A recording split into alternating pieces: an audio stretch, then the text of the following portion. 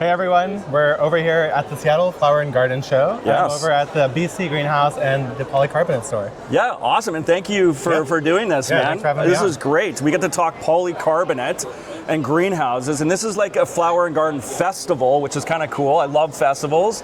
You know, this is a lot of rock and roll, a lot of flowers, a lot of plants. Yes. You know, and you won an award, which is cool. Yeah, I'm actually very proud of this one because I defeated Kevin in the container showdown. Yeah. And it was pretty easy, honestly, but He didn't do very well in that at all. He was stealing your plants. It was wild. Yeah, but it's been great. I've really enjoyed my time here. Have you been enjoying it? I have. Yeah, I always nice. like this show because of all like the live gardens planted, and actually the BC Greenhouse garden, I believe, won this year. And it looks amazing. Yeah, so yeah, we're really super cool. proud of it. And by the way, I'm Trevor with BC Greenhouse Builders. And we're gonna, like you said, we're gonna talk some polycarbonate because we actually saw you build your own greenhouse in Maine. So you live in San Diego, you have one of our greenhouses, but you're like, hey, you know what? I'm gonna do a DIY. And I'm gonna do it in like Maine. Yeah, I'm gonna go to the farthest possible place from San Diego. Yeah, in the continuous US. Yeah, you know, different kind of weather there, and so you need different kind of materials. And so you decided that, you know what, I'm gonna build a polycarbonate greenhouse. This is the polycarbonate. So just explain sort of your reasoning and how that all came into being. Yeah, so it actually, over in Maine, I love DIY stuff. I love putting things together, especially when there is no plan. Yeah. One of my favorites. So, of course, we did draw up a plan, and we ended up with a 12 by 16. So quite a large greenhouse. Yeah. At home, I have an 8 by 12 of the BC traditional greenhouse. And so this one, since it's made of polycarbonate, one of the really cool things is that it's super easy to customize because you could cut the polycarbonate to whatever you want. You could set like your dimensions of your rafters and the spacing, everything to whatever you need and want. Yeah. And so we decided to go with polycarbonate for the flexibility because in Maine, they have snow. Yes, lots of it. Apparently still right now. Yeah. I don't even know what that is. I've never experienced it in my life. No, but for real, one of the nice things about that is that for like the roof, for example, we ended up putting the rafters at like, I think it was literally like a foot spacing. So we have a lot of wood up there to support heavy snow loads. And so one of the things was, I was like, I think I could figure out how to build a greenhouse, but I do have some questions. Yeah. Because it's a different environment. Yeah. So it was actually really easy to reach out to you guys. I chatted, I believe, with Richard over at the Polycarbonate store. I saw that. And yeah, because I had some questions. I was like, how much how thick does a polycarbonate need to be? Yeah. Like which ones do I want? Because you guys have different options. Yeah. And that was one of the fun things to kind of figure out. Yeah. So in our case, we kind of went pretty heavy. Yeah, well, what was some of your concerns going into it? Yeah, so the main one was the cold. So we want to make sure that it would be insulative enough for that climate. Now, of course, when you are building a greenhouse, you're kind of thinking about what am I going to do with it? When am I going to use it? What are my primary goals?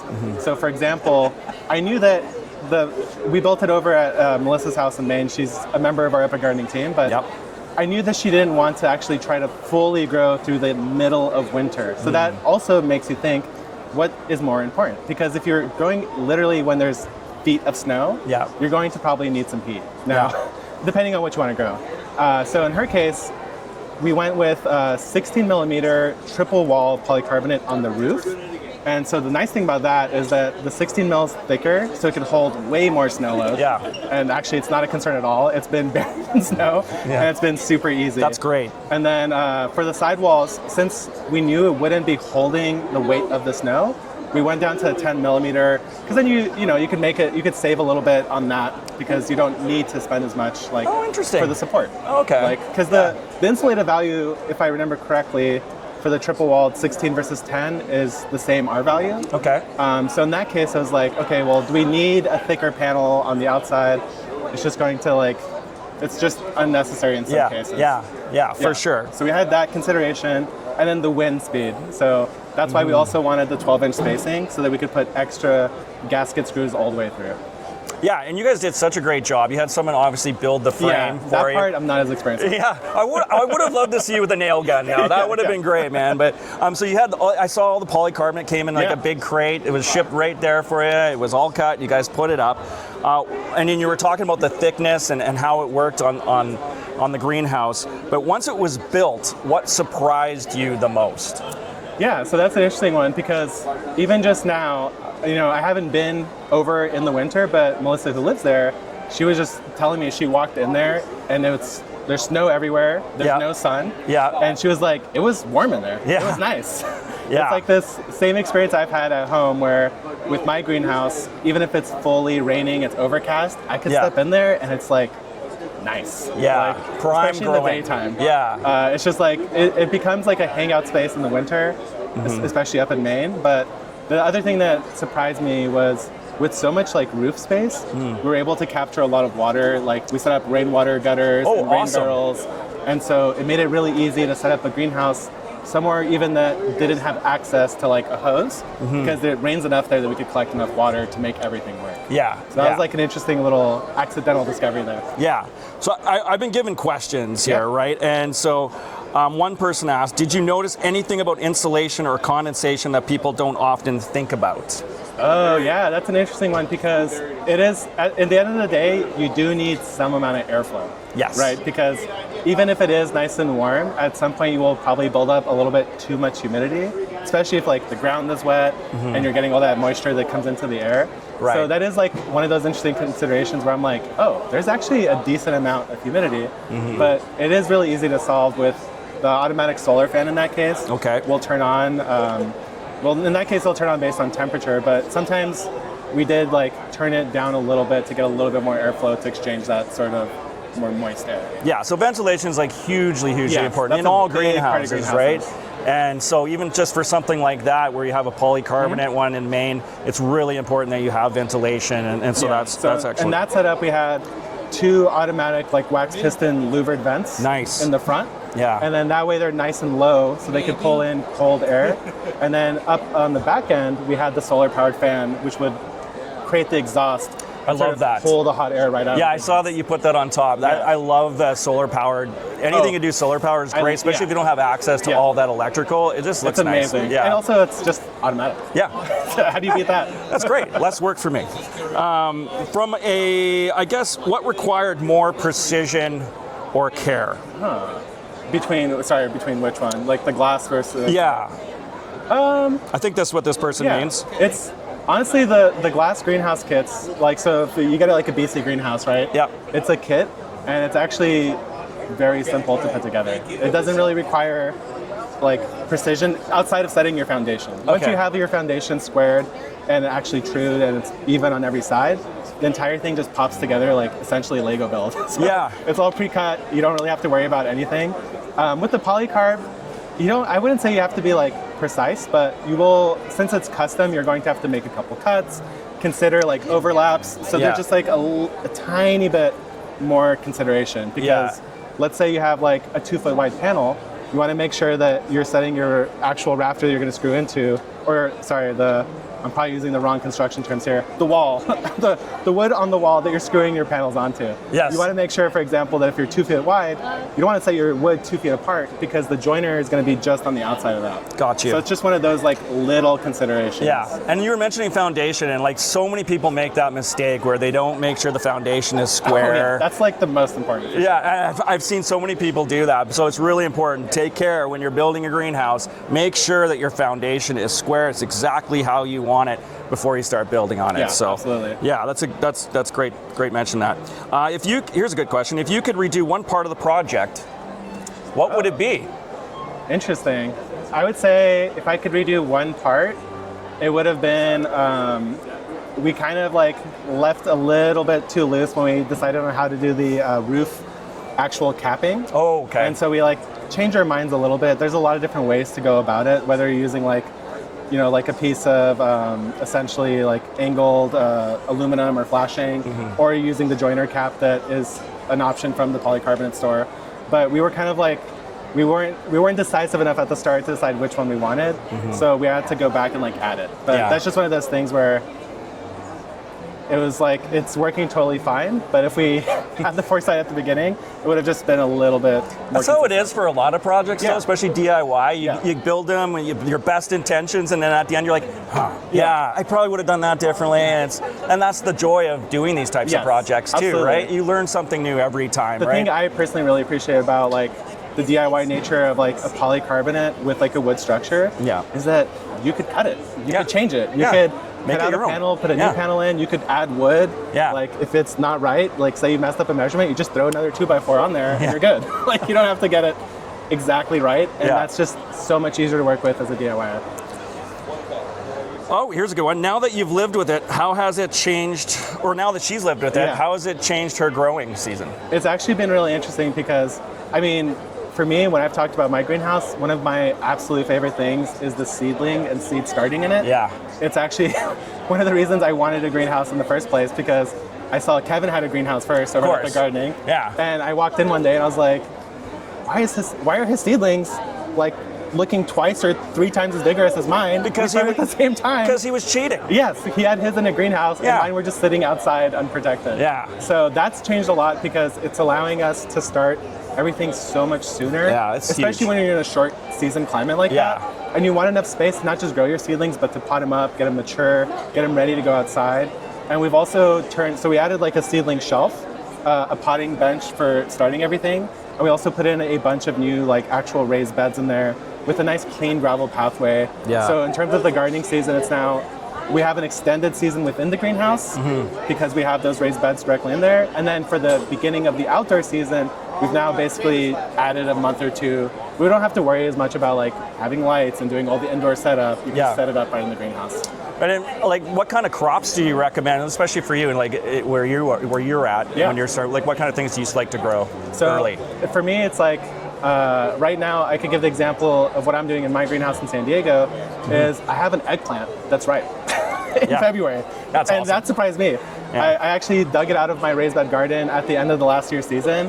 Potted it into a grow bag, and it has an eggplant like this that I could harvest when I get back home. I have like 10 pepper plants that are already flowering, so I'm at least 2 to 3 months ahead. Like in terms of harvest, I'm 3 months ahead, which is awesome. wild. Like that's so crazy. Great. And then I love growing the season pushers. So in my greenhouse, I have a mango tree, which produced a delicious mango. I have the most insane harvest of ginger I've ever had before. Like I'm talking, the entire grow bag was just an entire mat of ginger. And when I've grown it outside, I got a little bit, but I was like insane how much ginger I got within the greenhouse.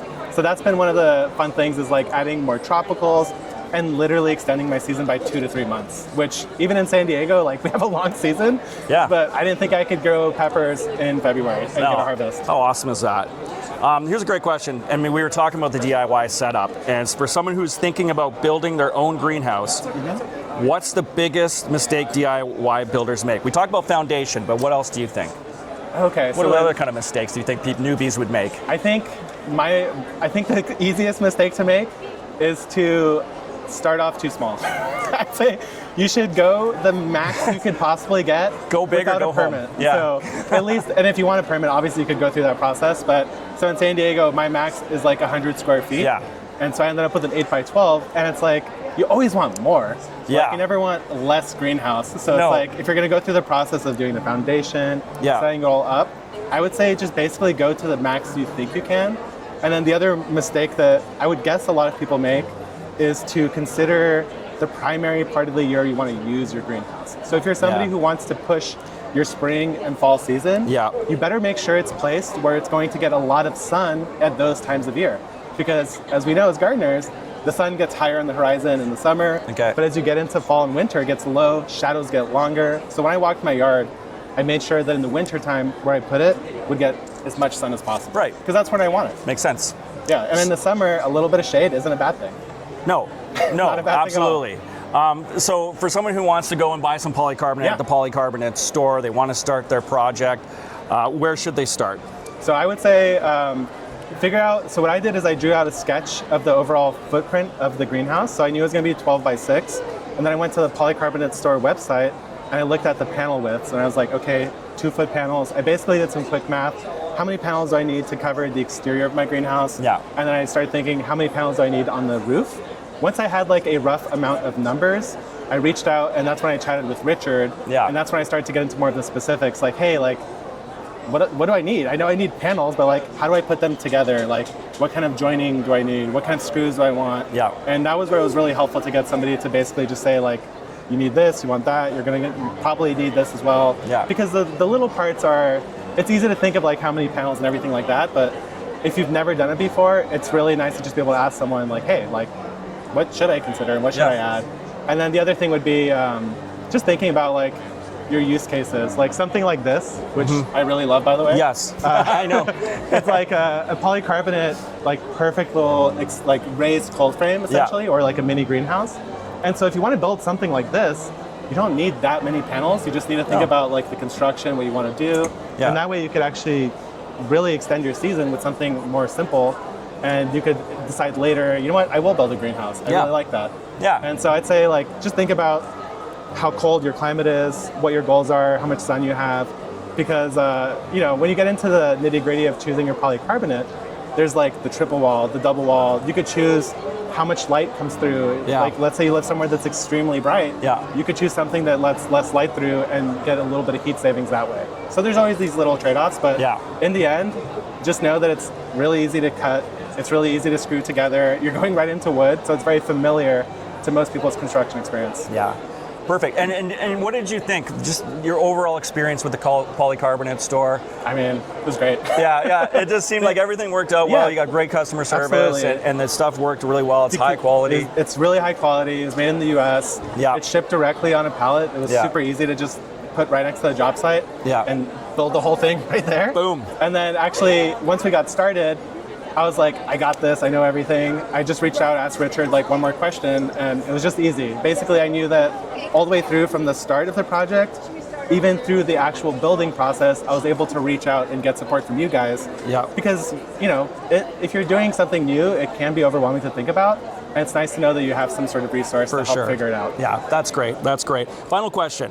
When you think about longevity, what really determines whether a greenhouse lasts 3 years or 30 years? Ooh, that's a good one. So, I mean, if you have a greenhouse that's glass and aluminum, I think that's going to easily last you probably as long as your lifetime, like, and then past your life. You could probably pass it down to your kids. And generations. When you're thinking about polycarbonate and wood, you know, wood eventually, if you're not managing your moisture, it's going to last a long time. You know, it's going to last it very easily, I'd say, if I had to guess, like a decade. I don't remember the warranty on the actual polycarbonate, but it has a UV treatment on the outside. It doesn't yellow. And actually you seal the edges. It stops water from getting inside. Which is really important. I saw you doing that. So for example, like on the polycarbonate, the end here, it has these little openings. So if you left that unsealed or basically left it open, it probably wouldn't last as long. But as part of the process, you just put a little tape that allows ventilation, stops bugs from getting in, and it's just going to keep the whole system cleaner. There's really no reason that I could see that this would degrade like 3 to 5 years. Forget about it. You're fine. It's going to last you much longer than that. I'd say it's just like, if you're in a high wind area, did you put enough screws? And beyond that, it's like you're going to have, I'd say, an easy decade out of something like that, no problem. It would probably be even longer than that, honestly. And if you're already putting it together anyway, you can always fix it in 10 years and add pieces and have fun with that. And actually, the other beautiful thing is if like somehow like a tree branch falls and breaks like one panel, you could just replace that one panel. It's not a big deal. So that's the nice thing about DIY wood and working with polycarbonate is that it's ultimately swappable, easily to do. It's not really that stressful. No, it's great. Awesome. Dude, it's been awesome. Thank you. This is Jacques from Jacques in the Garden at Epic Gardening as joining us. And we were talking polycarbonate and DIY. Go to the Polycarbonate store. Check out the video there. It's on YouTube. If you go to the Polycarbonate store, you'll see it there as well. And it's a great little process, and I highly recommend others get out there, build something with polycarbonate. It's a great material to use. So again, thank you very much. And I'll add on to that. You don't even have to build a greenhouse. You can, like right here, when like something like this, like let's say you want to grill outside and you want protection from the rain, you just build a little structure and you put your polycarbonate on top. Now you have light, and you're protected from the elements. So you have so many options with it. It's really a beauty for a DIYer because like you're not going to be cutting glass panels and setting up something like that. But polycarbonate, you could really do whatever you want. I know. I've seen a pub put it up so they could have a deck on the outside and they had the polycarbonate all around and up, and it looked great. You could do wind screening, whatever you want. So it's an awesome material. I love it. Perfect. Thank you so much. Thank you everybody for tuning in.